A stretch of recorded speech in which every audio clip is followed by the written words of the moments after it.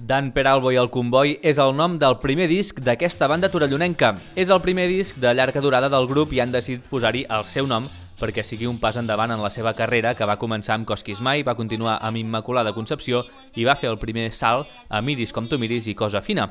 La primera gira de presentació d'aquest disc de llarga durada ha tingut lloc a Barcelona i a Torelló, una declaració d'intencions del conjunt.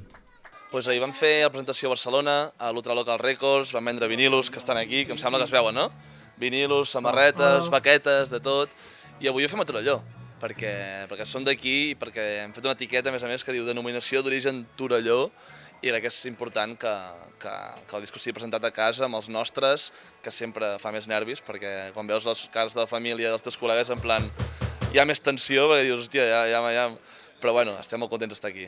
El bar L'Animal va ser l'espai escollit. Abans de la presentació, des de Ràdio Ona Torelló van fer una petita entrevista amb algun joc en directe als 4 components del grup i després va començar l'acció.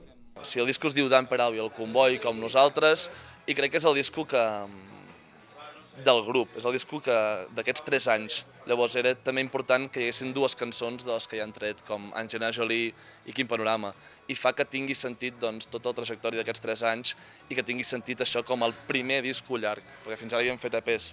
Llavors crec que hem fet una unió entre el que hem fet fins ara i el nou i ha acabat un disco que crec que és superreal, supersincer i molt orgànic, i és Dan Peralbo el Comboi en totes les lletres i ben escrit, perquè molta gent ens diu Don Pedralbo o s'equivoquen molt, Dan Peralbo i el Comboi. Quin Panorama va servir per arrencar el concert en format acústic. Això és el que m'agrada més, això és el que m'agrada més, això és el que m'agrada més, això és el que m'agrada més.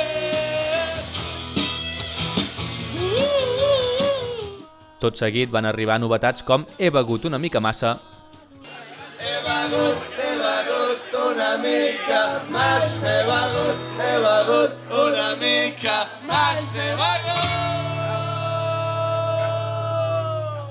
o Tot allò que vaig sentir. Perquè esta nit te'n sortiràs i ara que soc més gran ni penso que tan sols era El llançament d'aquest disc ha arribat passat l'estiu i la banda ja està preparant una bona gira de concerts per la temporada vinent. Si pots preparar-te l'estiu que ve amb tota la força del món, o sigui, ara traiem el disco i ara comencem, el segell i el mànager comencen a atacar tots els festivals i els concerts es tanquen ara.